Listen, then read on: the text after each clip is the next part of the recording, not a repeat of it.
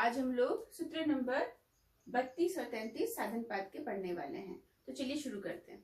सूत्र नंबर 32 हमें क्या कहता है? सूत्र नंबर 32 कहता है सोच, संतोष, तप, स्वाध्याय, ईश्वर प्रणिधान, नियम। हमने इससे पहले 5 नियम पढ़े थे। अब हमें यहाँ पे महर्षि पतंजलि जी 5 नियम बता रहे हैं कि 5 नियम कौन कौन से? शौच, संतोष, तप, स्वाध्याय और ईश्वर प्रणिधान। ये 5 नियम कहे गए हैं। थोड़ा सा इनको हम समझ लेते हैं। शौच क्या होता है? शौच यानी सफाई, भीतर की और बाहर की। यानी पहले शरीर की सफाई करना है। शरीर की सफाई करने के लिए हमारे पास में बाहरी साधन है, जैसे कि आप जल से, साबुन से, इन सब से अपने शरीर को साफ करें। पवित्र आहार से अपने शरीर को साफ करें, इस तरीके से शुद्ध रखें।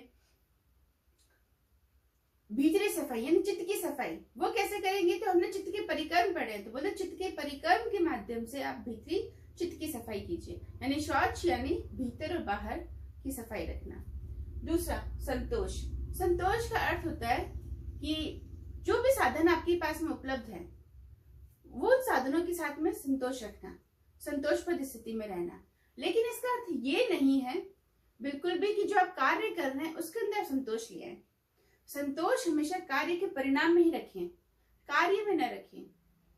कार्य में रखने से हम 100% कार्य नहीं कर पाएंगे। आप 100% कार्य कर लें, उसके बाद में आपके पास जो परिणाम मिला उसमें आप संतोष करें, तो कभी भी आपका मन जो है वो दुखी नहीं होगा। हमारा मन हमेशा तब दुखी होता है जब हम उस परिणाम के अनुकूल, जब हमारे अनुकूल परिणाम नहीं आता हमारे कार्य का, तो हम बहुत दुखी हो जाते हैं, बहुत विचलित हो जाते हैं। हमेशा हमारे साथ ऐसा होता है। लेकिन महर्षि पतंजलि जी कहते हैं कि संतोष कार्य के अंदर मत कीजिए, परिणाम के अंदर संतोष कीजिए। कार्य के अंदर तो पूरी जान लगा दीजिए। जो भी कार्य आप कर रहे हैं, उसमें 100% अपनी जान लगा दीजिए। उसमें आप संतोष मत लाइए कि अरे बस हो गया मेरी तरफ से, नहीं। उसमें आप जितना कर सकते हो उतना कीजिए, लेकिन उसके द्वारा प्राप्त किए हुए जो परिणाम है उसमें आप संतोष लेके आइए, जिससे क्या है, मन आपका ठहर जाएगा, मन आपका जो है दुखी नहीं होगा। फिर है हमारा तप। तप का अर्थ होता है अपने शरीर को, अपने मन को प्रसन्नता के साथ में तप करना, उनको शुद्धिकरण करना, उनका तप करना, तपस्या करना। जैसे कि सर्दी गर्मी सहन करना, भूख प्यास सहन करना, उठना बैठना सहन करना, वाणी पर संयम रखना, मौन धारण करना। इस तरीके से बहुत सारे हमें बताए गए हैं तप के अंदर। तो ये हमारे तप हैं। स्वाध्याय। स्वाध्याय का अर्थ है हमारे यहाँ पर अध्ययन करना। किसका अध्ययन करना? तो बोलते हैं शास्त्रों के अनुकूल जो मोक्ष प्रदान जो शास्त्र हमारे ग्रंथ हैं, उन ग्रंथों का अध्ययन करना, ओम का जप करना, ये सब क्या है, हमारे स्वाध्याय के अंदर आते हैं। फिर आते हैं हमारे ईश्वर प्रणिधान। ईश्वर प्रणिधान का मतलब होता है ईश्वर को समर्पित कर देना। अपने जो भी कर्म आपने किए वो क्या कर दो, ईश्वर को समर्पित कर दो, वो अपने गुरु को समर्पित कर दो। वो क्या हो गया, आपका ईश्वर प्रणिधान हो गया। ये सब क्या है, आपके नियम कहे जाते हैं। तो 5 हमने नियमों को पढ़ा। तो हमने यम और नियम पढ़े। अगले सूत्र में देखिए क्या कहते हैं। वो बोलते हैं वितर्क बांधने, प्रतिपक्ष भावना। इसका अर्थ क्या है? वो बोलते हैं कि आप यम और नियम को फॉलो करते हैं तो कई बार ऐसा होता है साधक के साथ में कि उसको ऐसे ऐसे विचार उत्पन्न हो जाते हैं जो यम और नियम को खंडित कर सकते हैं। यम और नियम को क्या कर सकते हैं? खंडित कर सकते हैं। वो होते हैं हमारे वितर्क विचार, वो होते हैं हमारे वितर्क विचार।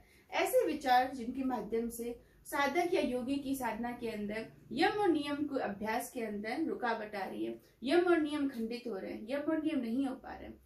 किस वजह से? क्योंकि ऐसे विचार उत्पन्न हो गए जो यम और नियम के विरोधी है। वो विचार उत्पन्न हो गए। कैसे?